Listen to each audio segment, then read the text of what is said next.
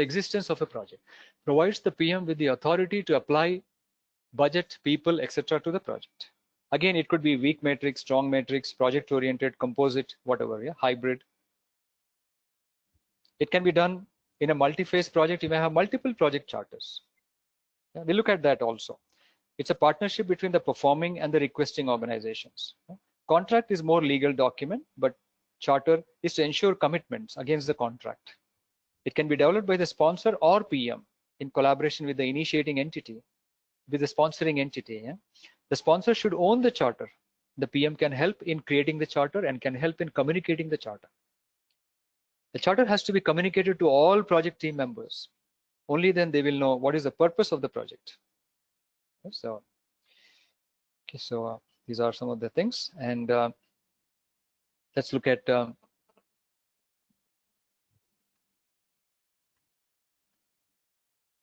just give me a moment.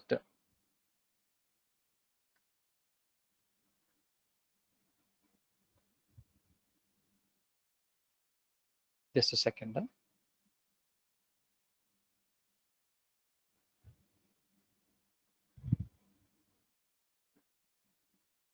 So I'm actually showing you a case study, just making it a little bigger for you to see it. It is there in that folder, in that link what we shared with you. It's an automobile company, Z Auto, and they're actually planning for, they have a new strategic objective to significantly transform their products. So they want to introduce an advanced navigation system in their automobiles. They want to become early adopters of this navigation system in their cars, yeah? Maybe driverless vehicles and so on, yeah? Which can happen, you know, in the future. Already there, yeah, in some countries. So they want to initiate the project. And initiating a project, so as I was telling you, there has to be some justification to undertake the project, and this was documented in the business case. So for example, in this case, you may have a business case like this. Just give me a minute.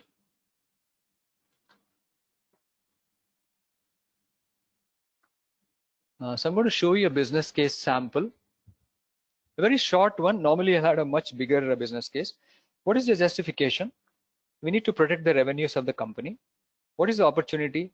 Introduce advanced products with increased customer convenience. A driver assist system to start with. What is the analysis of the business case? Please study these things in the PMBOK guide. I won't be able to go into so much depth. Is it a required project? Is it a desired project? Is it an optional project? And maybe they are saying it's a mandatory or a required project.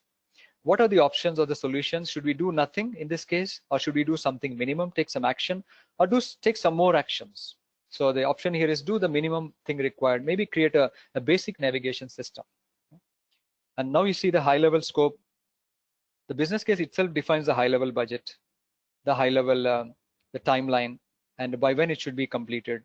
And there'll be some financial calculations here. A return on investment will be calculated, and the recommendations that a good opportunity to pursue. Only when such a business case exists, then the next step of going into the contract can come up. So, let me see if there is a project charter for this. Therefore, now if you look at the project charter, it's slightly different.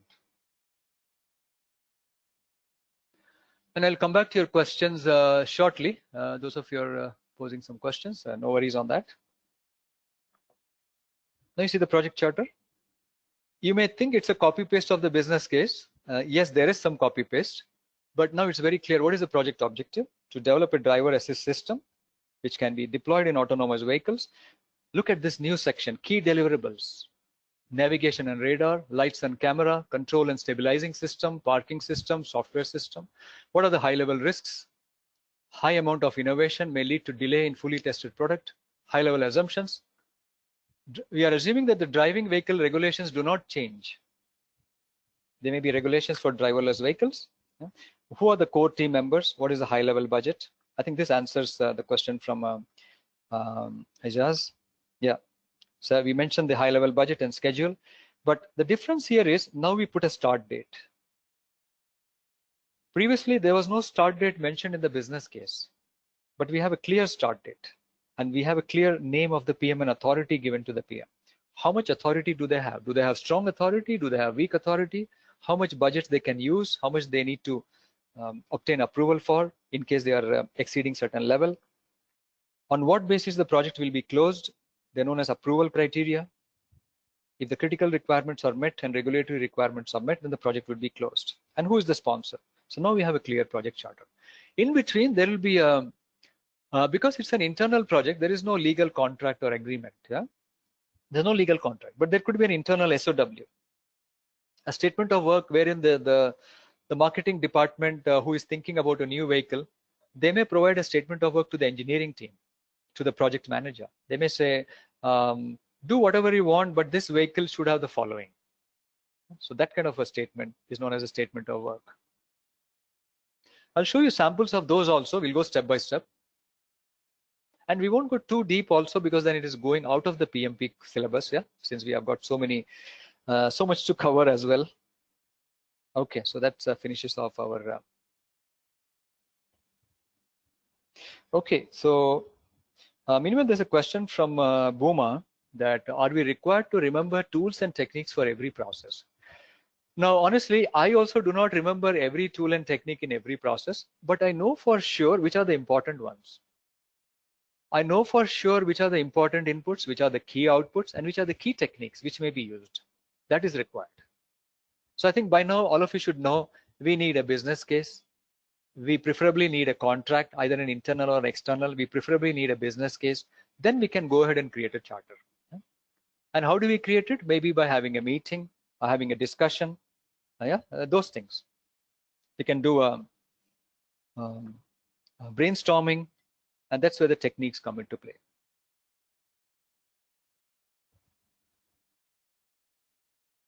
Let me magnify this thing. Just give me a moment.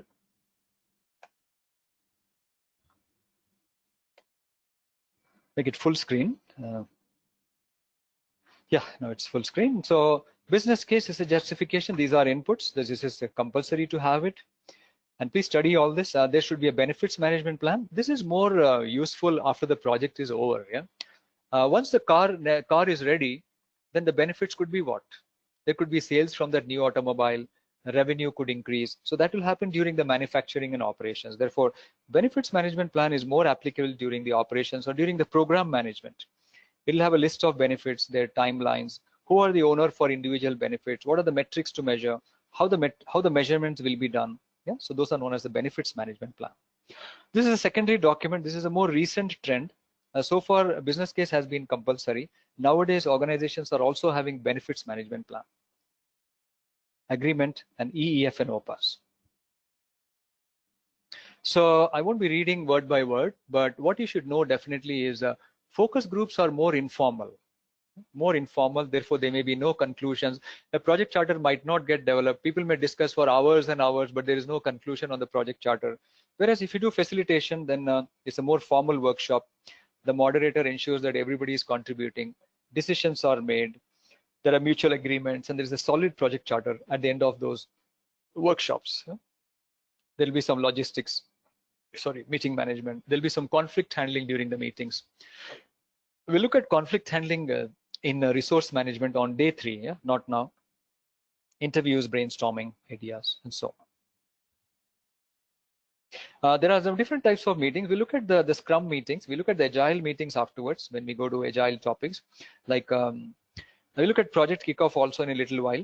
What is a project kickoff meeting? Sprint planning meeting, the Scrum daily stand-up meeting, a steering committee. Yeah, so we look at all that. And yes, I'll keep this thing on. Project kickoff meeting. I want to ask all of you actually now, when should a kickoff meeting happen? A project kickoff meeting happen? It can of course happen at 2 or 3 points, but let's see that carefully.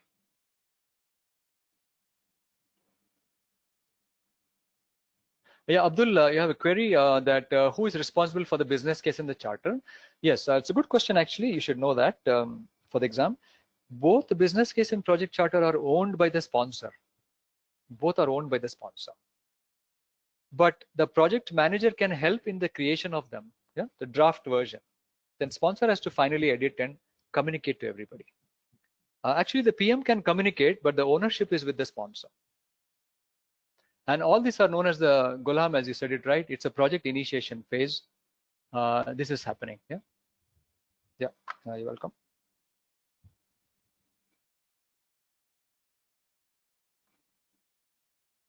Okay, moving on. And finally, we have the project charter, as I showed you, the sample. And sometimes we can have an assumptions log. I don't have an assumption log open. It's basically a list of assumptions at the beginning. For example, one of the assumption was the driverless vehicle regulations do not change significantly during the project. Otherwise, we may need new electronics to be added to the driverless vehicle. Yeah, therefore that could be one assumption. And as the project progresses, we may add more assumptions. We may delete assumptions. We may have to keep ownerships for the assumptions. Somebody needs to monitor the assumptions. Are the assumptions still valid or not? Yeah, so that also needs to happen. I'm going to skip this one. For those of you who are interested in financial analysis and all, we have included this. Normally, these are not part of the exam syllabus, but it's good to know this just as a manager, that what are the meanings of this benefit cost ratio. If time permits, maybe on day 4 at the end of the course, I will take you through these things, yeah? If time permits. Like benefit cost ratio, future value, net present value, return on investment, payback period, internal rate of return, and all that. Opportunity cost is another one. Sunk cost is another one. So when we look at costing, we'll maybe touch upon some of them. And that finishes off the project charter process. I'll keep this other thing open here for you to read. And meanwhile, I have another question from Mohammed. Farhan, can a project go without project charter agreement? If it's a PMI approach, then project charter is compulsory. I know that in reality, many organizations do not have charters. They might have an SOW. Sometimes I have worked with just an SOW. The SOW itself is the business case, itself is the agreement, itself is the project charter. It depends on company culture. The purpose is different. The same document can be used as an SOW, as a charter, as a contract, as a business case, but if it serves the purpose only. If it is a commitment showing in that, then it's a project charter. Yeah. If it's a agreement between two legal entities, it's an agreement. So that's how we can go with that. So let me also show you the differences between the SOW charter. I'll show you a table actually. Those are there in the PMBOK guide as well. And in fact, the same another related question is from Shadab can company initiate project without a PM? Initiate a project without a PM. I'm also thinking before I say no. The functional organizations where you have weak matrix and those things, they may not even appoint a PM properly. They will just say, one of the technical managers, they will say, hey, can you manage this project for us? That person might reluctantly say yes, and they may land up in trouble.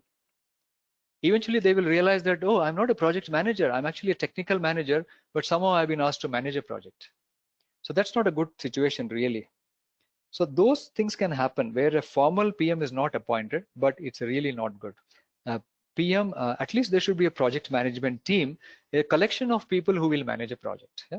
There could be one PM, assistant PM, project coordinator, project meeting assistants, chief project manager. You should have some such role, definitely. And this is where the Prince2 helps. If you attend a Prince2 course, the project in controlled environments, which is from axelos.com. I'll show you that website also. In Prince2, the beauty of Prince2 is that the responsibilities are made very clear. In the PMP course, responsibilities are not so clear. We basically were learning the science of project management. This is a vast science. But in Prince2, it will be very clear exactly what does the PM do, exactly what does the sponsor do. That's though it is flexible there also. It is not so rigid. So that's the approach in Prince2. Yeah. But in Prince2, you will not know about what are the estimation techniques. In PMP course, you will know much about estimation techniques, procurement techniques, quality management techniques, but those things will be missing in the Prince2 course. So each one has its own advantages, each of these courses. Okay, I just want to close this process in just a few minutes so that we move on. And take a break also in a little while.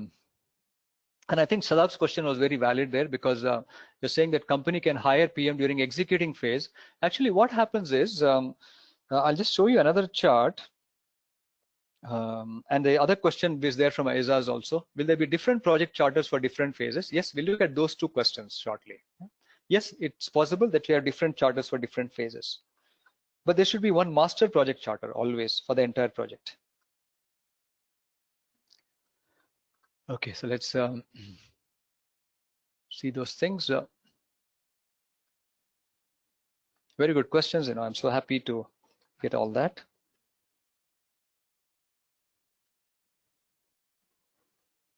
Take this look at this picture here. To answer the first question, can the PM not be there in the